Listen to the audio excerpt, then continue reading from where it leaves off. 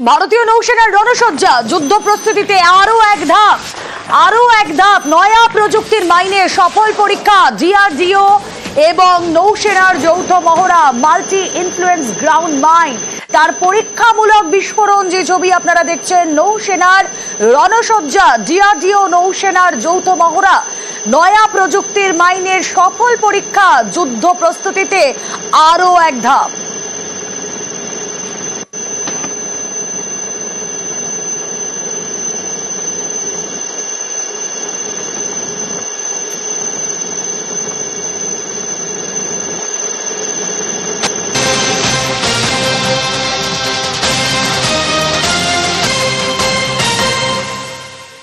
যুদ্ধের প্রস্তুতি ভারতের, যুদ্ধকালীন পরিস্থিতির জন্য প্রস্তুতি। 7ই মে একাধিক রাজ্যে মক ড্রিল, এয়ার স্ট্রাইক, পণবন্দি পরিস্থিতির মোকাবিলা, ব্ল্যাকআউটের সময় সতর্ক থাকার ড্রিল, নাগরিকদের সিভিল ডিফেন্সের পাঠ, গুরুত্বপূর্ণ ভবন ব্রিজ রক্ষার পদ্ধতি।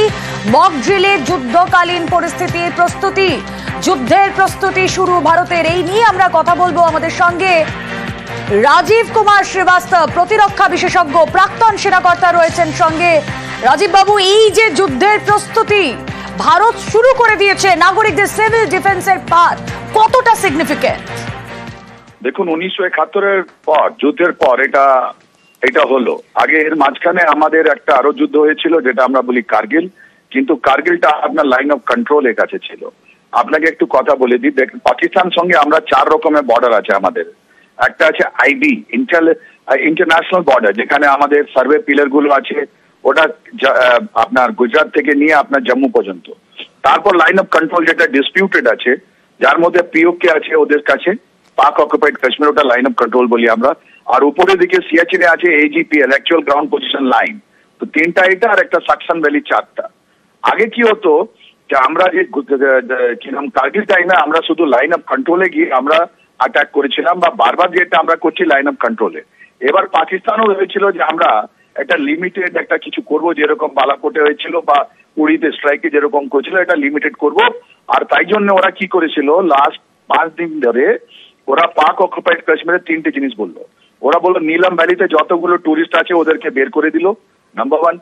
ওখানকার মাদ্রাসা বন্ধ করে দিল, আর তারপরে ওখানে এমার্জেন্সি লাগালো। এই পাকিস্তান যেটা আছে আপনার নিজের পাকিস্তান, যেটা মেনল্যান্ড যেটা আমরা বলি, যে যার মধ্যে পাঞ্জাব আছে, বালুচিস্তান আছে, সিন্ধ আছে, খৈবর পাখতুনখোয়া, ওখানে এমার্জেন্সি লাগায়নি, ওরা পিওকে তে লাগিয়েছিল। কেন লাগিয়েছিল? ওরা বলে ওদের ওই ছিল মান্যতা ছিল, ওদের অ্যাসেসমেন্ট আছে, যেটা ওরা বারবার ওদের মিনিস্টার গুলো বলে যাচ্ছে, বা ওদের পূর্ব রাজনয়িক যারা ওরা বলে গেছে, ওরা ভেবেছিল যে এই যে অ্যাটাক হবে ওটা শুধু লাইন অফ কন্ট্রোলে হবে, কিন্তু এবার নয়। এই যে মহড়া আপনি যেটা বলছেন, এই যে ইনস্ট্রাকশন গুলো আজকে ভারত সরকার দিয়েছে 13 দিন পর, রাইট? এটা তো 13 দিন। তো এই 13 দিনের পর এই যে সনাতন ধর্মে কি হয়, 13 দিনে আপনার যেটা হয়, আমরা লাস্ট ক্রিয়াক্রমটা শেষ হয়ে যায়, আত্মার মুক্তি হয়ে যায়, তারপরে আমরা শুভ কাজটা করি। এখন আমরা এই স্ট্রাইক করার জন্য, এটা শুধু লাইন অফ কন্ট্রোলে হবে না, এটা হয় ওদের ইন্টারন্যাশনাল বর্ডারে হবে, আর ওদের নেভাল অ্যাসেট যেটা আছে, যেটা আরাবিয়ান সি আছে, যেখানে মার্কান কোস্ট আছে, গদর পোর্ট আছে, করাচি আছে, তার মানে navy, air force, strategical and missile silo যেটা আছে, ওটা অ্যাটাক করবে। তার মানে এটা full fledge war, number 1। Number 2, আমি বাচ্চা ছিলাম 1971-এ, কিন্তু আমার মনে আছে এখন পর্যন্ত এটা হয় কি, এসব ব্ল্যাক আউট করলেন আপনাদের প্রত্যেকটা বাড়িতে ওরা বলে দেবে, কিংবা যতগুলো সিট আপনি যদি লাইট জ্বালাতে চান, তাহলে আপনি কি নাম কালো কাগজ লাগিয়ে দিন। এর একটা রাত্রিবেলাই হয়, ম্যাক্সিমাম টাইম ওর সময় হতো 1971। এখন যতগুলো 4.5 জেনারেশন এয়ারক্রাফট এসছে, মিসাইল যেটা আসছে, আমার মনে হয় দিনের টাইমে অ্যাটাকটা হবে।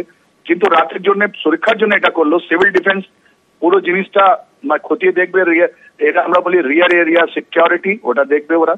তৃতীয়, গাড়ি যেটা আছে বা যেটা সিগনেচার দিতে পারে, আমাদের ভাইটাল ইনস্টলেশন আছে, ভাইটাল পয়েন্ট, যেটা আমি মেনশন করছি না ওটা, কেন যে এটা বাংলাদেশ তো একটা, দেখলেন আপনি তো একটা রোগ দেশ, আমরা শুনলে ওরা নিজেই ওরা কিছু করে ফেলবে।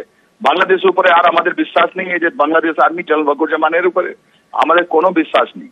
তো তাই জন্য আমরা আমাদের যে ভাইটাল এরিয়া, ভাইটাল পয়েন্টস আছে, ওটা প্রোটেক্ট করার জন্য ওরা এয়ার ডিফেন্স সিস্টেম গুলো লাগাবে।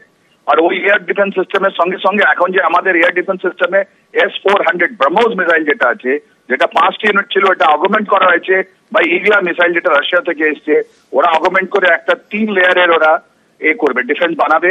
তার মধ্যে যে কোনো মিসাইল আপনার পাকিস্তানের মাটি থেকে যেটা উঠবে ওটা ওরা সময় ওরা ডিটেক্ট করবে, রাস্তায় ওরা রেডার ট্র্যাকিং হবে, ওদেরকে আমাদের সীমানো আসার সময় বা টাইমে ওটাকে ডিস্ট্রয় করা হবে, যেরকম আপনি ইরান এন্ড ইসরায়েল এটা দেখলেন। That is point 2। পয়েন্ট 3, যতগুলো আমাদের রিসোর্স ওয়ার ফাইটিং ক্যাপাবিলিটি এটা বলি, ওয়ার ফাইটিং ক্যাপাবিলিটি শুধু আমাদের ডিফেন্স ফোর্সেস নয়, ওর মধ্যে মানুষের অনেকগুলো যোগদান আছে, আপনার যোগদান আছে, আপনাদের মধ্যেও তো এখন এমবেডেড জার্নালিস্ট, ডিফেন্স করেসপন্ডেন্ট অনেকগুলো লোক এখন বেরোবেন আর যুদ্ধক্ষেত্রে যাওয়ার জন্য প্রস্তুতি নেবেন। আমি জানি যেরকম আপনারা 1971-এ আপনারা করেছেন, আপনারা রেডি আছেন। তাহলে পেছনে আমাদের কি দরকার? পেছনে আমাদের ডিফেন্স প্রোটেকশন, পেছনে আমাদের মানুষের সাপোর্ট, পেছনে আমাদের হসপিটালের সাপোর্ট, পেছনে আমাদের খাওয়া দাওয়া যেটা আছে ইনজার্ড এটা চেন আছে, লজিস্টিক চেনটা অ্যাক্টিভেট হয়ে গেছে এখন। প্রত্যেকটা জিনিস খতিয়ে দেখা হবে যে আমাদের হসপিটাল রেডি তো, যদি কোনো মিসাইল আমাদের আসে বা কোনো ড্রোন হামলা হয় বা কোনো ছোটখাটো হয়, ওখানে যে ক্যাজুয়ালিটি হবে ওটা এভাকুয়েট করা, এমার্জেন্সি রাশ করা, এইসব ড্রিলগুলো এখন আজ থেকে আরম্ভ হলো। একেবারে অসংখ্য ধন্যবাদ আপনাকে।